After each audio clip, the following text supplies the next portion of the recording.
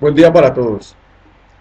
Entonces, en esta sesión vamos a hablar acerca de la fisiología reproductiva humana.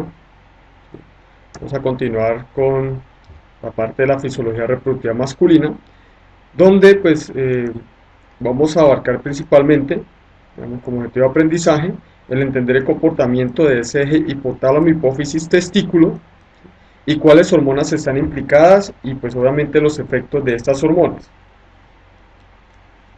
Entonces, dado que esta es la última sesión, entonces básicamente se cubre este otro objetivo de aprendizaje, que es cómo el sistema endocrino impacta en la función de otros sistemas en el cuerpo humano, como ya hemos visto a lo largo de las presentaciones, que las diferentes, digamos, eh, glándulas del sistema endocrino, las diferentes hormonas, siempre van a realizar un impacto multisistémico en el cuerpo.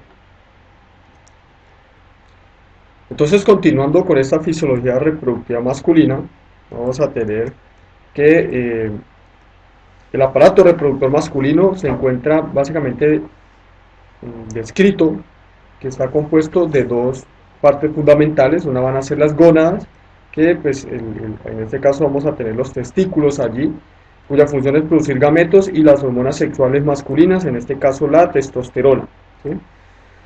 Vamos a tener también unos órganos accesorios, principalmente van a ser ductos. Entonces la función de esos ductos es almacenar y transportar los espermatozoides, y vamos a tener también unas glándulas que producen sustancias que protegen los gametos y facilitan pues, su movimiento. Entonces esto lo vamos a entrar a ver un poco más en detalle.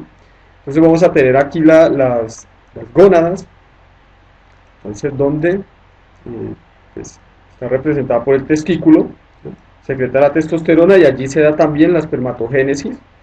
Está constituida entonces por los túbulos seminíferos. Observamos acá esto que tenemos acá, serían los túbulos seminíferos, y básicamente la parte externa de esos túbulos seminíferos, en la parte intersticial, vamos a encontrar una de las células importantes en la fisiología reproductiva masculina, que son las células de Leydig. Entonces un corte transversal de ese túbulo seminífero me da origen a esto que tenemos acá. Entonces, donde observamos estas células de Leydig en la parte intersticial, las observamos. Generalmente esas células tienen una importancia alta debido a que en ellas se produce síntesis de testosterona. Y si se observa entonces parte de este túbulo, esta parte, por ejemplo, si se observa acá, entonces vemos que allí hay pues una gran cantidad de espermatogonias en procesos de desarrollo para formar, por ejemplo, las espermátidas y finalmente los espermatozoides. Y otra de las células importantes aquí en esos túbulos seminíferos pues van a ser las células de Sertoli, ¿sí? Que juegan un papel fundamental en este proceso de espermatogénesis en los testículos. Entonces los órganos accesorios, pues como mencionamos anteriormente, generalmente están relacionados con este almacenamiento y transporte de los espermatozoides. Está compuesto por el epidídimo, que sería esta estructura que estamos acá resaltando. Posteriormente tenemos el vaso deferente, sería toda esta porción, esta misma porción, el vaso deferente. Luego vamos a tener básicamente los conductos eyaculatorios, ¿sí? Digamos, dentro de las que son las glándulas, entonces vamos a tener las glándulas bulbouretrales, vamos a tener la vesícula seminal, ¿sí? Vamos a tener también entonces la próstata, que es toda esta que está acá, y pues digamos también va a estar presente la uretra, ¿cierto? La uretra que recorre pues digamos, la longitud completa del pene. Entonces, ¿qué es lo que sucede? ¿Cómo se mueven estos espermatozoides? Pues los espermatozoides están siendo sintetizados en los túbulos seminíferos, posteriormente pasan a la red de testis, ¿sí? Y luego vienen a ser transportados hacia el epidídimo. Desde el epidídimo entonces pasan hacia el vaso deferente, el conducto deferente, entonces pasan a ser almacenados en la ampolla. En esa ampolla posteriormente continúan su viaje y son mezclados, ¿sí? Son bañados con unos fluidos secretados en la vesícula seminal, pasan por el ducto eyaculatorio después del ducto eyaculatorio, entonces se va a observar que hay unas secreciones de la próstata que se mezclan con esos espermatozoides y esas secreciones de la vesícula seminal. También hay unas secreciones de la glándula bulbouretral y, digamos, los espermatozoides continúan su viaje por toda la uretra hasta, digamos, ser finalmente expulsados. Entonces, ¿qué vamos a observar con respecto a la fisiología reproductiva masculina? Entonces, lo que se tiene principalmente es que la maduración sexual masculina está determinada principalmente por una hormona que va a ser la testosterona. Entonces tenemos que esa maduración sexual masculina implica básicamente el desarrollo de esos sexuales secundarios, como el crecimiento de los genitales externos, ¿no? El crecimiento de vello púbico, ¿cierto? Y axilar también, comienza un crecimiento del vello púbico y axilar, hay cambios en la voz, ¿sí? Y pues también comienza un proceso de calvicie que obviamente es más marcado ya en edades avanzadas. Generalmente el desarrollo testicular, digamos, que esto se da pues en la pubertad, puede comenzar entre los 10 y los 14 años, como se ha dicho previamente en una sesión anterior de fisiología reproductiva femenino, y se completa entre 2 y 4 años y medio. Una vez los testículos comienzan a crecer, se da pues la espermarquia, que sería la aparición de espermatozoides en la orina matutina. Entonces la testosterona, como toda hormona esteroidea, pues tiene como precursor al colesterol. Entonces hay unas cascadas de biosíntesis mediadas por diferentes tipos de enzimas, pues no vamos a entrar en detalle en este momento acá. Entonces aquí tenemos las enzimas, diferentes enzimas ubicadas en diferentes compartimientos de la célula. Por ejemplo, vamos a tener en la mitocondria, o sea, un primer paso, vamos a tener el retículo endoplasmático rugoso allí implicado. Entonces, dando como producto final como la testosterona y algunos otros andrógenos implicados en esos procesos. Entonces, vamos a tener la testosterona. ¿Sí?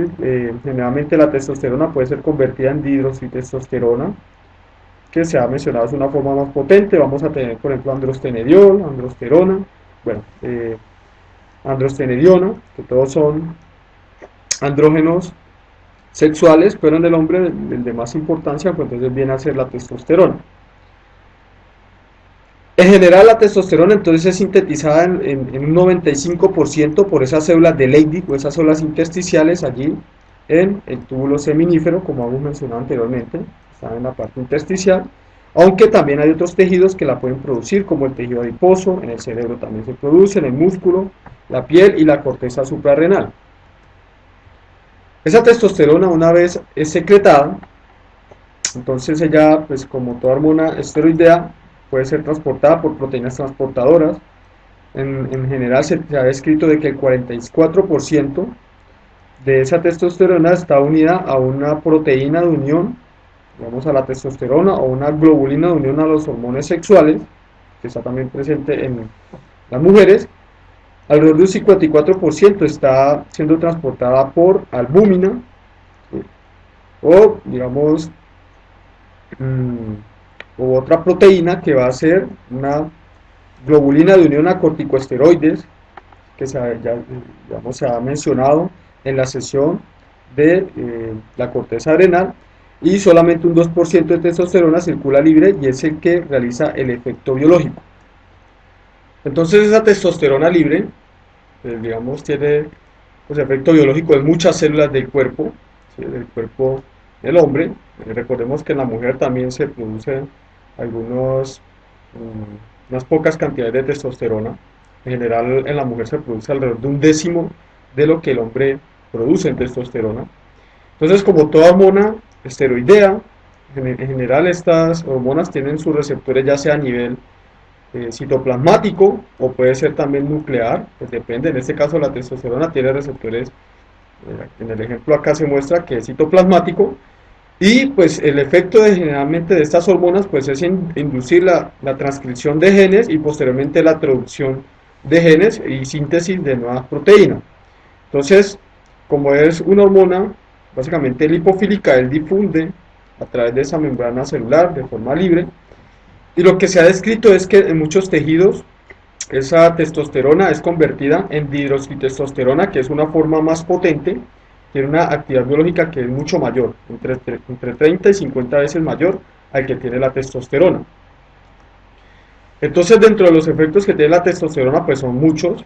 Realmente sus efectos pueden ser en algún momento indirectos, ya que, como se mencionó anteriormente, algunas veces la testosterona es convertida en otros derivados, por ejemplo la dihidroxitestosterona, en muchos casos, ¿sí? O también, por ejemplo, en estrógenos, ¿sí? Puede ser convertido en estrógenos y pues tiene entonces efectos, por ejemplo, a nivel de la próstata, va a tener efectos a nivel de, digamos, la barba, a nivel de las glándulas sebáceas, va a tener efecto, digamos, en el desarrollo de los genitales externos, en el desarrollo entonces también del epidídimo, las vesículas seminales, toda la parte de conductos y glándulas en los genitales, en todo el aparato reproductor masculino. Va a tener un efecto sobre el eje hipotálamo-hipófisis, ¿sí? Sobre la secreción de las gonadotropinas, en este caso FSH y LH, FSH y LH, que son las gonadotropinas. Va a entonces a inducir, ¿sí? Digamos, unos cambios comportamentales, ¿sí?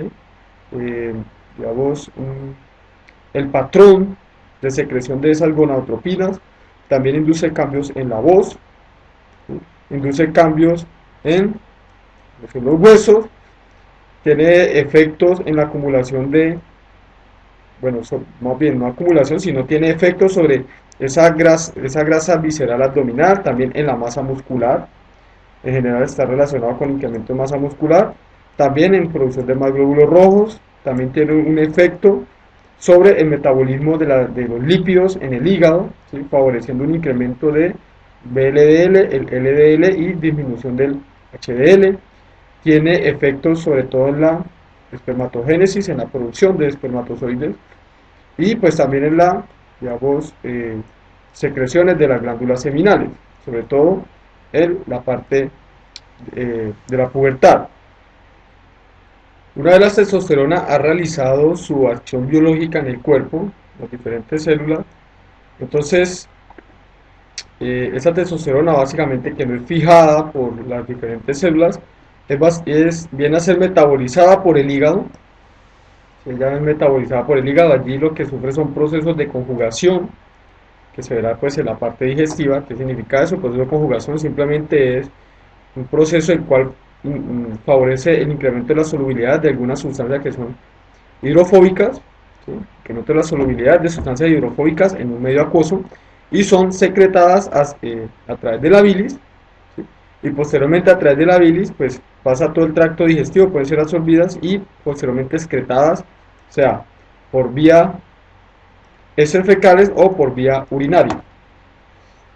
Además de la testosterona, pues en el hombre se producen otras hormonas como los estrógenos. Entonces esos estrógenos también pues en general se producen en pequeñas cantidades. No se tiene mucha certeza de dónde es que se producen, aunque parece que aquí en el testículo se producen estos estrógenos, pero en pequeñas cantidades.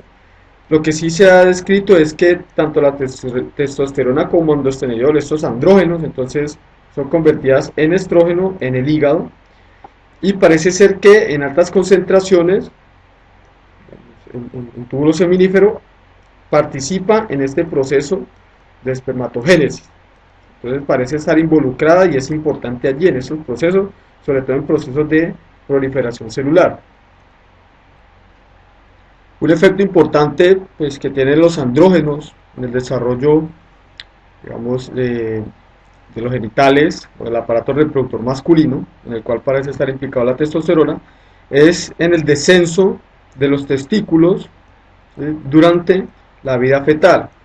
Entonces más o menos a las 7 semanas después de la concepción se desarrolla los testículos y para su descenso, digamos, y en la maduración de todas estas estructuras, pues se requiere tanto testosterona como otros andrógenos que facilitan dicho descenso y posicionamiento del testículo en el escroto. Si hay, por ejemplo, déficit de testosterona o también déficit de otros andrógenos que dirigen este proceso, entonces puede darse problemas como criptorquidia, ¿sí?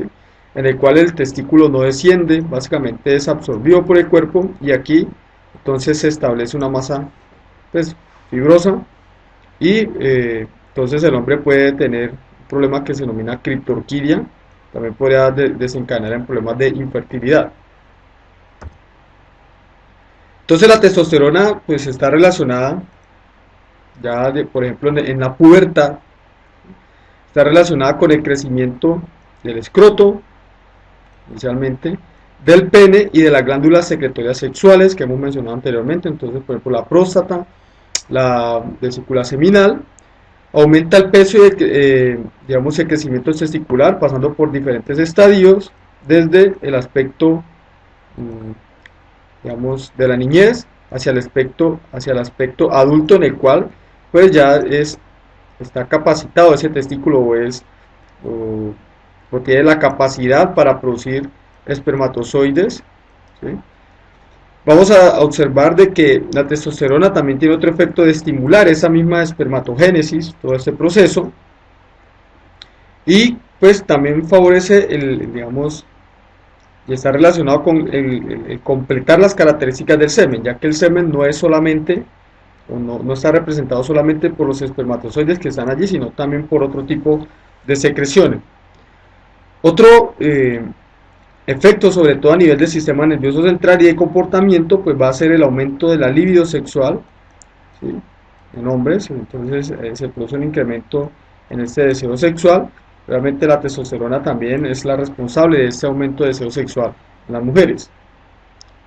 Entonces una vez se inicia ese proceso de pubertad en los hombres, pues lo que se ha observado es que hay una aceleración, que esa aceleración súbita de la pubertad causa un incremento, ¿sí?, en la tasa de crecimiento corporal de los hombres, principalmente debida por la hormona de crecimiento y, digamos, la testosterona, ¿sí? Digamos aquí ambas hormonas deben estar presentes, además de esas debe estar presente o tener en cuenta la acción de la insulina, la acción de las hormonas tiroideas, todas implicadas en esos procesos de crecimiento. Entonces, en el hombre, ¿sí?, se va a tener de que los andrógenos sexuales, andrógenos, son los que determinan esas características masculinas secundarias. Esos son los implicados, por ejemplo, en la presencia de barba, en el crecimiento de la masa muscular, ¿sí?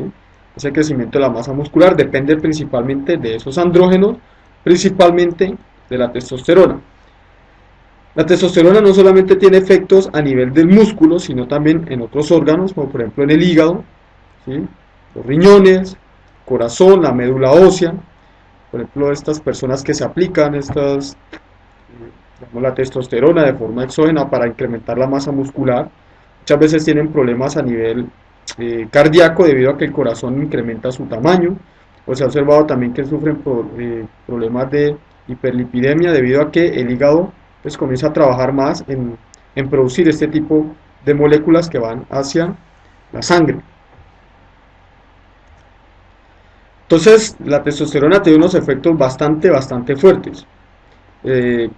Digamos que sus efectos son tan fuertes que cuando, por ejemplo, las mujeres se aplican testosterona, sobre todo las mujeres que están en ese mundo de la competencia en el fisicoculturismo, entonces esa testosterona produce inhibición en el desarrollo de la mama. En los hombres, pues normalmente esto se da, pero si una mujer se aplica esta hormona, entonces produce una inhibición en el desarrollo de las mamas. Obviamente induce un incremento en la masa muscular, como observamos acá, en los hombres es un poco más natural. Obviamente esa masa muscular va a depender de esos niveles de testosterona. Si fisiológicamente, digamos, se tienen ciertos niveles, pues la masa muscular también va a llegar a un límite máximo. No es que fisiológicamente la masa muscular por mucho ejercicio que se haga crezca hasta infinito, no, se llega a cierto límite. Y si se aplica de forma exógena esa testosterona, entonces la masa muscular puede crecer dependiendo de esas mismas cantidades que se apliquen. Recordemos que en general las mujeres producen 1/10 de la testosterona que producen los hombres fisiológicamente, entonces su masa muscular es un poco más reducida respecto a la de los mismos hombres. Otro de los efectos es que se produce proliferación de glándulas sebáceas y esto conlleva la aparición del acné. Pues se ha relacionado, digamos, esa aparición del acné con incremento de los niveles de testosterona. Se da un engrosamiento de la piel en los hombres, y debido a esta testosterona. En general en las mujeres la piel es un poco más suave, debido a los estrógenos que estimulan unas secreciones diferentes en la glándula sebácea, y se produce también hipertrofia de la laringe y por ende cambios en la producción de voz. Es una voz que va a ser más grave. Por eso digamos, las mujeres que se aplican testosterona, su voz comienza a cambiar hacia un patrón más masculino. Pues en los hombres esto es normal, y en el desarrollo de la pubertad es que se comienza a observar esos cambios, en el cambio en el tono de voz. Además de esto, entonces, la testosterona está relacionada con una distribución del vello masculino, digamos, bastante diferente a lo que sucede en las mujeres. Entonces va a haber una distribución muy amplia en el pubis, en el tronco, en extremidades y en la barba. Recordemos que los andrógenos de la corteza suprarrenal están relacionados con la aparición del vello púbico a nivel de la pubis y de las axilas, tanto en hombres como en mujeres, pero en los hombres entonces la testosterona tiene un efecto bastante fuerte en incrementar esa vellosidad en otras partes del cuerpo. La testosterona también está relacionado con un incremento, digamos, en el ritmo de crecimiento de los huesos, ¿sí? Se produce retención de calcio allí, y pues esto favorece el aumento de la estatura, aunque hay un efecto, digamos, contraproducente de muy altos niveles de testosterona. Entonces, cuando se dan unos muy altos niveles de testosterona, lo que va a suceder es básicamente una osificación de la placa epifisial, que sería esta región que tenemos acá, que es la región donde los huesos básicamente crecen, ¿sí? Allí se alargan. Esto es entonces esta placa epifisial permite el crecimiento. Cuando los niveles de testosterona son muy altos, se produce la osificación y digamos, el alargamiento de estos huesos cesa, ¿sí?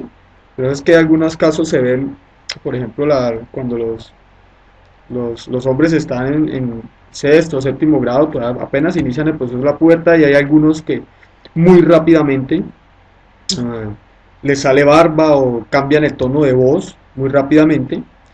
Entonces, cuando se termina la secundaria, se observa de que estas son las personas que quedaron más bajitas, pues en promedio con respecto a otros compañeros de curso, otros hombres en el curso, que iniciaron su proceso, por ejemplo, de pubertad un poco más tarde y fue menos acelerada. También se tiene de que entonces la testosterona está relacionado con comportamientos más agresivos, ¿sí? En general en los mamíferos machos, ¿sí? Un comportamiento más agresivo. En los hombres también parece que sucede algo similar, aunque se habla hoy en día de que esto puede ser más bien producto de los estrógenos, pero pues se ha relacionado ese comportamiento más agresivo debido a la testosterona en mayor proporción en el hombre que en la mujer, y obviamente pues mayor vigor físico y mayor musculatura también en el sexo masculino respecto al femenino. Entonces, ¿cómo está controlado todo esto? Esto está controlado básicamente por el eje hipotálamo-hipófisis, agregando en este caso digamos, la función que realizan los testículos en este eje. Entonces, dentro de las funciones importantes que tiene este eje, pues es la producción de gametos, en este eje hipotálamo-hipófisis-testículos, producción de gametos, y la biosíntesis de andrógenos, en este caso principalmente testosterona. Entonces, después de que se inicia la pubertad, se comienza una producción de la hormona para la liberación de gonadotropina, esto en el hipotálamo. Aquí tenemos el hipotálamo, que libera o secreta la hormona para la liberación de gonadotropina, que generalmente es secretada por, digamos, unas células neuroendocrinas del núcleo arcuado. Entonces, esta secreción de hormona para la liberación de gonadotropina va a impactar, ¿sí?, la función, perdón, aquí en la adenohipófisis o en la pituitaria anterior, sobre todo en las células gonadotrópicas, ¿sí? En las células gonadotrópicas. Entonces, las células gonadotrópicas van a responder liberando las gonadotropinas, que van a ser la LH, la hormona luteinizante, y la FSH, que va a ser la hormona folículo estimulante. Esa secreción de esta hormona para la liberación de gonadotropinas, entonces se secreta de forma pulsátil, aproximadamente, digamos, entre una y 3 horas, por unos pocos minutos en el día, ¿sí? Entonces, eh, digamos que durante el día, este es el día, entonces se presenta una secreción pulsátil por unos pocos minutos, cada 1 a 3 horas, ¿sí? En los hombres, y pues esto es lo que favorece una producción de testosterona y espermatogénesis continua en el hombre. Entonces acá tenemos que lo que sucede desde el hipotálamo se secreta entonces la hormona para la liberación de gonadotropinas, va hacia la célula gonadotrópica, esta sería la célula gonadotrópica, ¿sí? Y la célula gonadotrópica responde entonces secretando hormona luteinizante y hormona foliculoestimulante. En este caso, en esta célula gonadotrópica, en los hombres, pues no va a estar, digamos, tan sujeta a retroalimentación positiva como sucede en la mujer, pues esto no está allí presente. Y posteriormente, entonces, esas hormonas FSH y LH entran al torrente sanguíneo y llegan a sus, como tejido diana, que van a ser los testículos. Entonces, los testículos, la hormona luteinizante va a tener un impacto sobre las células de Leydig. ¿Cuál es el impacto o cuál es el efecto? Entonces, en estas células de Leydig, la hormona luteinizante va a favorecer entonces la síntesis de enzimas, ¿sí?, que están involucradas en la biosíntesis de la testosterona. Entonces, cuando se tiene mayor número o mayor cantidad de enzimas, la cantidad de testosterona se incrementa. Obviamente la testosterona, como se ha mencionado, tiene como precursor al colesterol, y en una serie de pasos biosintéticos se obtiene dicha testosterona. Esto es lo que sucede a nivel de las células de Leydig. En las células de Sertoli, entonces, va a estar principalmente sujeta a la acción de la hormona foliculoestimulante. Esta hormona foliculoestimulante va a desencadenar también síntesis proteica en esta célula, pero las proteínas que van a sintetizar aquí, entonces van a ser unas inhibinas que van a tener un efecto sobre el eje hipotálamo-hipófisis. Se va a sintetizar una proteína de unión a andrógenos, sobre todo de unión a testosterona. Se va a sintetizar una enzima que va a ser la aromatasa, y también unos factores de crecimiento y otros productos que van a impactar sobre la función de las células de Leydig. Entonces, ¿qué vamos a tener acá? Entonces, la testosterona, que es producida por las células de Leydig, es exportada hacia el torrente sanguíneo, y parte de esa testosterona entonces pasa a las células de Sertoli. Entonces, esta testosterona puede ser o se une con esa proteína o es unida a la proteína de unión a andrógenos y exportada hacia el lumen del túbulo seminífero, donde tiene un papel importante en esa espermatogénesis. Por otra parte, esta aromatasa que se produce, que se sintetiza de esta enzima, favorece la conversión entonces de testosterona en estradiol. Cuando hay unos niveles muy altos de testosterona, entonces este estradiol que es sintetizado acá pasa a las células de Leydig y parece que inhibe entonces o regula esa síntesis de testosterona para que esos niveles no sean demasiado elevados. Obviamente el estradiol también pasa al torrente sanguíneo. Se va a observar también de que esos factores de crecimiento que son sintetizados en las células de Sertoli pasan hacia las células de Leydig, también regulando su función. Entonces aquí tenemos de nuevo el panorama de todo este eje hipotálamo-hipófisis. Entonces vemos que del hipotálamo de nuevo se secreta la hormona para la liberación de gonadotropinas, que va a ir hacia la pituitaria anterior o adenopófisis a impactar a las células gonadotrópicas, que van a secretar en respuesta LH y FSH. La LH entonces tiene un impacto sobre las células de Leydig para que produzcan andrógenos, en este caso testosterona. La FSH va a tener un impacto sobre las células de Sertoli, y esta entonces en respuesta va a producir inhibinas, ¿sí?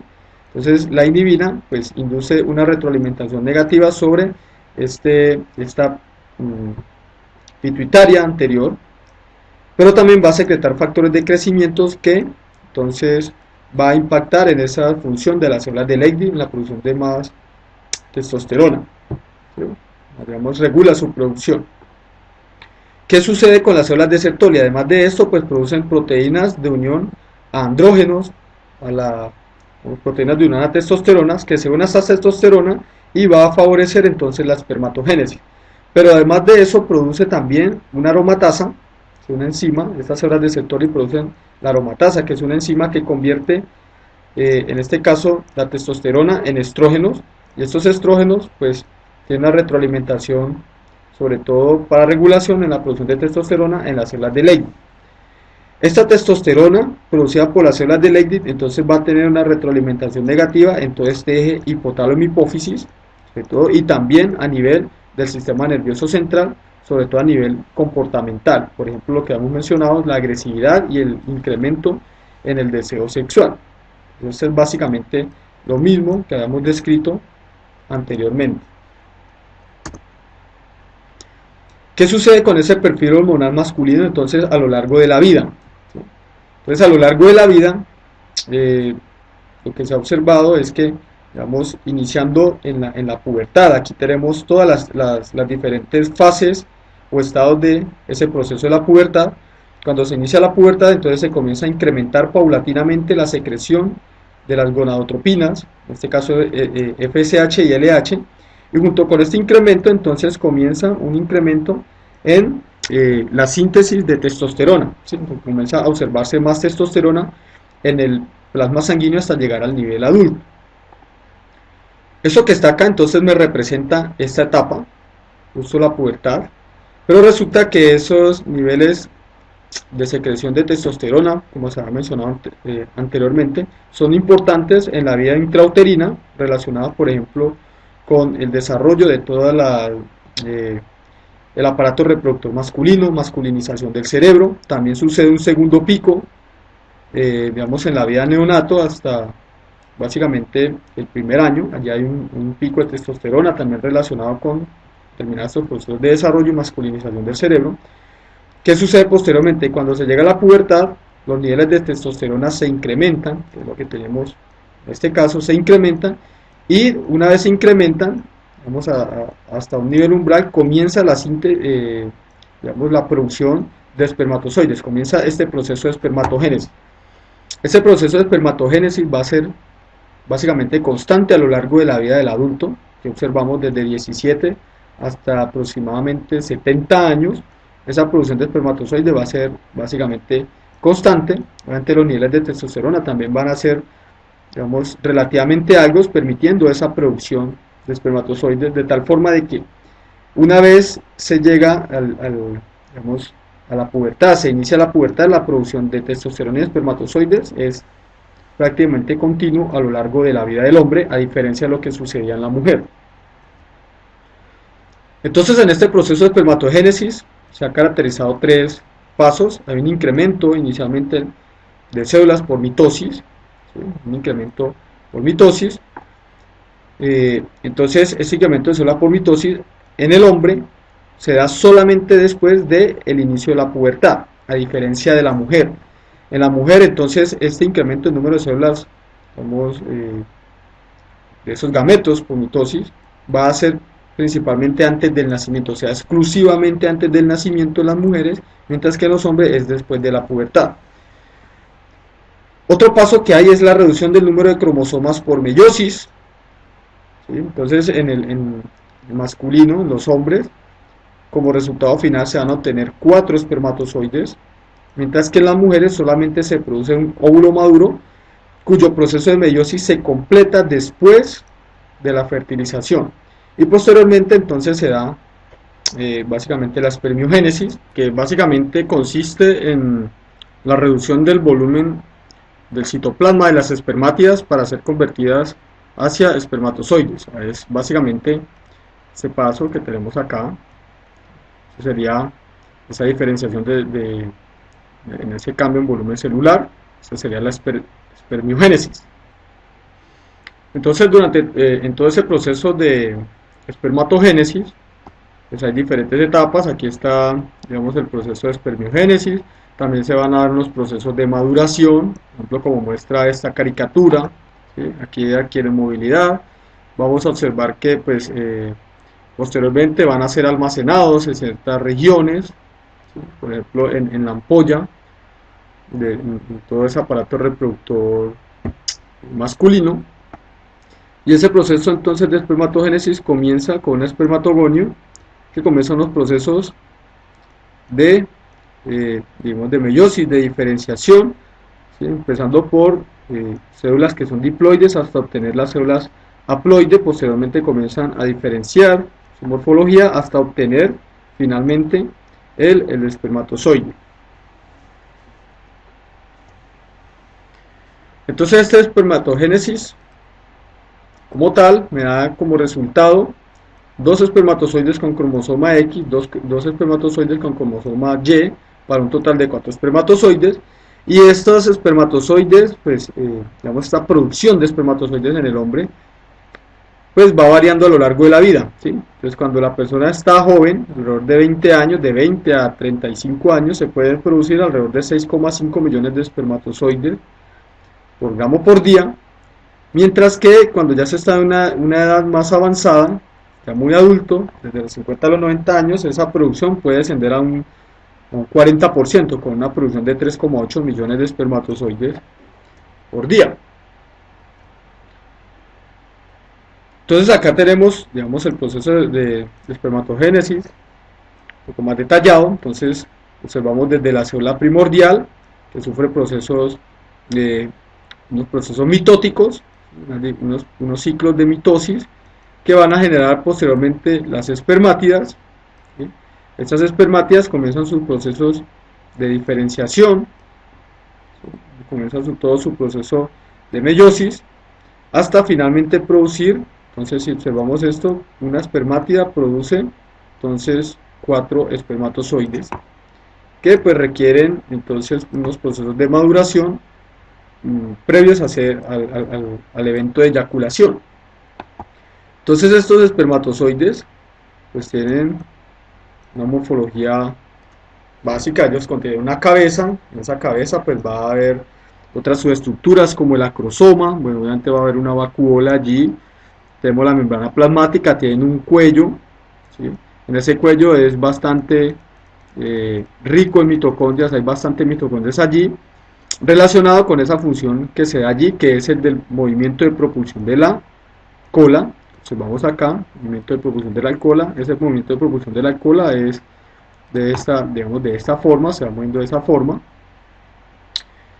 Y vamos a observar entonces, esto ya lo hemos mencionado, en la fisiología reproductiva femenina, que el proceso de espermatogénesis entonces produce básicamente 4 espermátidas que van a conllevar a la producción de 4 espermatozoides, y que solamente se activa después de la pubertad en el hombre, mientras que la ovogénesis, todo este proceso inicia desde antes del nacimiento, desde la vida intrauterina, quedando la mujer entonces con un pool digamos, de ovocitos, ¿cierto?, determinado al momento de nacer, y desde la pubertad entonces se van a utilizar algunos de estos ovocitos para unos procesos de maduración. Al final entonces se tiene solamente un ovocito, un óvulo, con algunos cuerpos polares producidos. Entonces, ¿cuál es el papel de esas células de Sertoli en todo este proceso de espermatogénesis? Entonces, estas células de Sertoli, que serían esta que tenemos acá, esta, básicamente asisten todo este proceso de espermatogénesis. ¿Cómo asiste este proceso? Entonces resulta que entre estas células hay unas uniones estrechas, entre las mismas células de Sertoli y también con los espermatozoides hay unas uniones estrechas que pues favorece que estas espermatogonias puedan irse desplazando, ¿sí?, hacia la luz del túbulo seminífero, y pues también en ese desplazamiento van cambiando su morfología. ¿Qué sucede posteriormente? Posteriormente se da la espermiación, que es la liberación de ese espermatozoide de la célula de Sertoli, y posteriormente entonces esos espermatozoides van hacia el epidídimo a sufrir un proceso de maduración, ¿sí? Ese epidídimo es un conducto, es un túbulo que tiene entre 4 a 5 metros en total, y allí el espermatozoide va a estar alojado entre 12 y 26 días, ¿sí? Y pues en ese tiempo va a sufrir un proceso de maduración que involucra, por ejemplo, un aumento progresivo de la motilidad de ese espermatozoide en forma anterógrada, o sea, en esta dirección, a un aumento en la capacidad de fecundación, también hay maduración del acrosoma de ese espermatozoide. Se tiene también que hay una reorganización de diferentes moléculas en la membrana plasmática como lípidos y proteínas. También adquiere una mayor capacidad o la capacidad de adherirse a la zona pelúcida. También adquiere receptores para reconocer esa zona pelúcida. Hay un aumento de enlaces disulfuro entre residuos de cisteína en las nucleoproteínas del espermatozoide. También hay una regionalización de residuos glucosídicos, ¿cierto? Pues también vamos a tener que hay unos cambios en esa membrana plasmática y hay reducción también en ese volumen de citoplasma y pues por ende del volumen celular en ese espermatozoide que está en ese epidídimo madurando. Entonces ese espermatozoide continúa su viaje y en su viaje entonces va a hacer, digamos, esos espermatozoides va a ser mezclado junto con unas secreciones que se van a dar en unas glándulas y esas secreciones entonces que son dadas por las vesículas seminales, principalmente por la próstata y las glándulas bulbouretrales, van a determinar entonces finalmente la composición del semen, ¿sí? Entonces el semen se compone en un 70% de secreciones de las vesículas seminales, en un 20% de secreciones dadas por la próstata y las glándulas bulbouretrales, y el 10% restante de ese volumen de producción de semen van a ser los espermatozoides allí contenidos. Entonces la mayor proporción va a ser lo que se conoce como un plasma seminal, ¿sí? Es el líquido en el cual están inmersos los espermatozoides, cuya característica es que es isotónico a esos espermatozoides y tiene un pH relativamente básico, alrededor de 7,5 en promedio, pero puede estar entre 7 y 8 unidades de pH. En general se menciona de que digamos, hay alrededor de 20 millones de espermatozoides por cada mililitro de semen que se produce.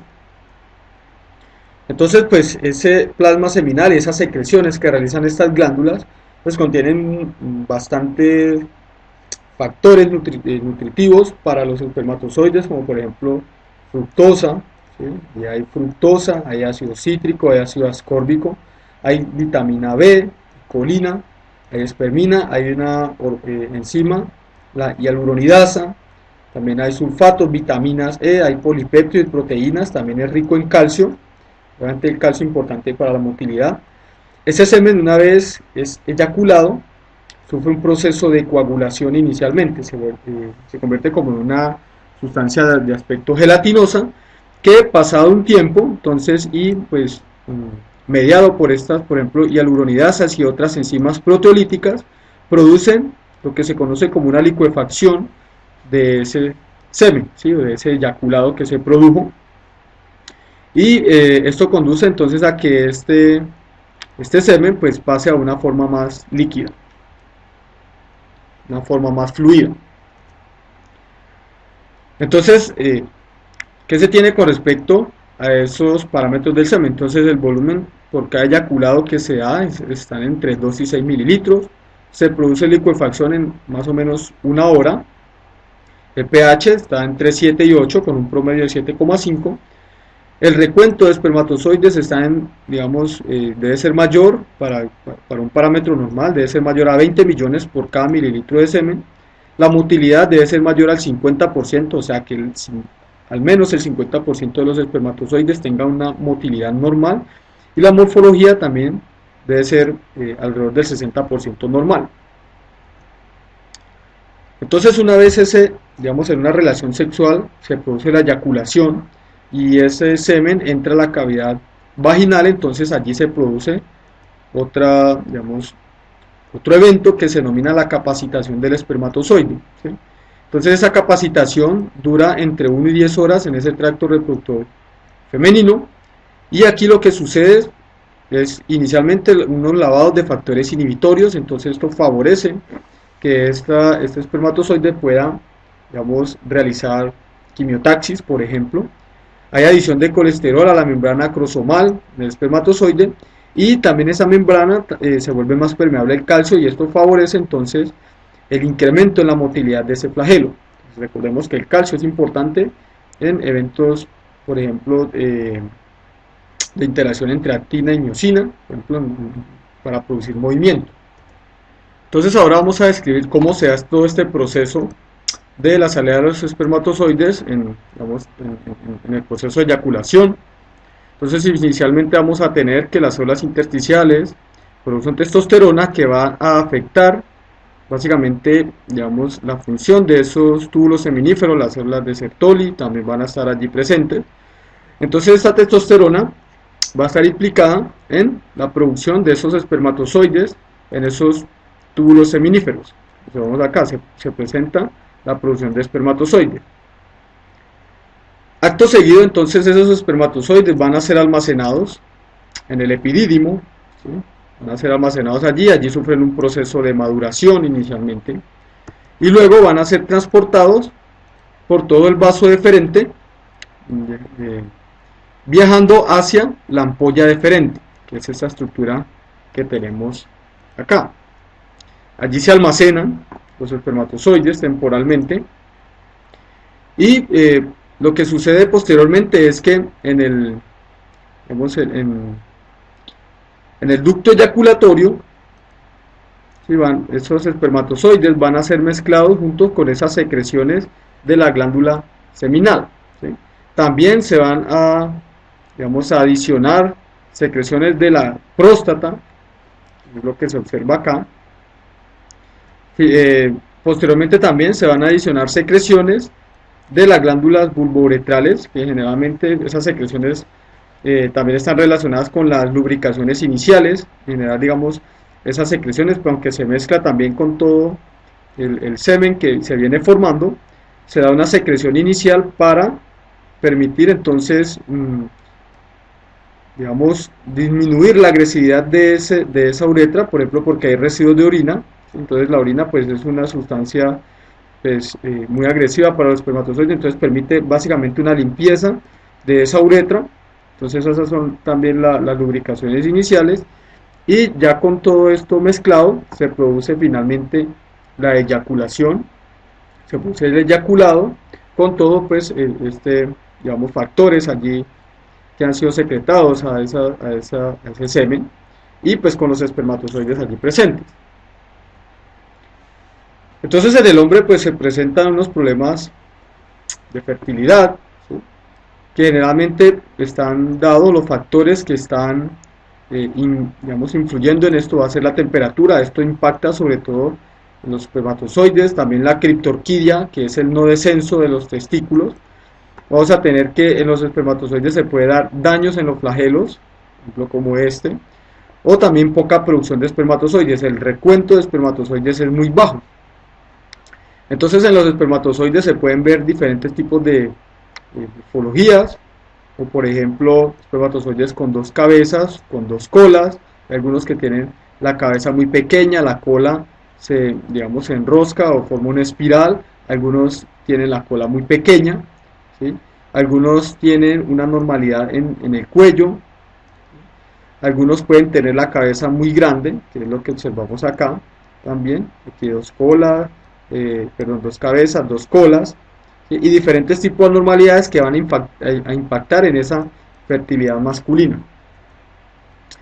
Entonces en esa fertilidad, pues, hay, o sea, además de los descritos, hay otra lista mucho más completa. Se tienen desde factores que son ambientales y de estilo de vida, por ejemplo, si hay consumo de drogas o los fármacos que se pueden estar consumiendo, el fumar, la contaminación ambiental va a impactar en esos espermatozoides, sobre todo al incrementar el estrés oxidativo en ellos. Algunos, digamos, patologías del sistema reproductor, ¿sí? Como infecciones, por ejemplo, o mucho tiempo de estadio de los espermatozoides en el epidídimo, por ejemplo, o espermatozoides anormales. También patologías sistémicas impactan en esta producción, como la diabetes, el cáncer o algunas infecciones que ya son sistémicas. Y todo esto entonces aumentando ese estrés oxidativo en estas células, y esto conllevando a una disfunción de los espermatozoides y finalmente desencadenando en infertilidad. Entonces, como resumen, ¿qué vamos a tener aquí de toda esta fisiología reproductiva masculina? Entonces, lo que vamos a tener acá es que hay implicado un eje hipotálamo-hipófisis, observamos acá, complementado por los testículos, en el cual desde el hipotálamo vamos a tener la secreción de una hormona para la liberación de gonadotropinas que estimulan a las células gonadotrópicas para que liberen las gonadotropinas, que van a ser la FSH, la hormona folículo estimulante, y la LH, hormona luteinizante. La hormona luteinizante, entonces, va a tener efectos sobre las células de Leydig o las células intersticiales, cuya respuesta va a ser la producción de testosterona, ¿sí? Entonces producen testosterona. Por otra parte, la hormona folículo estimulante va a tener efecto principalmente en las células de Sertoli o las células sustentaculares, también se denominan. Estas células entonces responden produciendo una proteína de unión a andrógenos o proteína de unión a la testosterona, favoreciendo que la testosterona entonces sea atrapada allí en esos túbulos seminíferos y que participe en esa espermatogénesis, en esa producción de espermatozoides. Además de esto, produce inhibina, que pues realiza una retroalimentación negativa en la producción, sobre todo de hormona folículo estimulante, hormona luteinizante, y también vamos a tener que la testosterona pues también tiene otros efectos al realizar retroalimentación negativa tanto al hipotálamo como hipófisis, o podemos decir al eje hipotálamo hipófisis, retroalimentándolo negativamente, y también tiene unos efectos a nivel de características sexuales secundarias en el hombre, por ejemplo la distribución del vello, ¿cierto?, en el crecimiento de los órganos sexuales, y también a nivel comportamental, incrementando la libido sexual y también relacionado con una mayor agresividad. Entonces básicamente con eso terminamos esta sesión de la fisiología reproductiva masculina. Muchas gracias.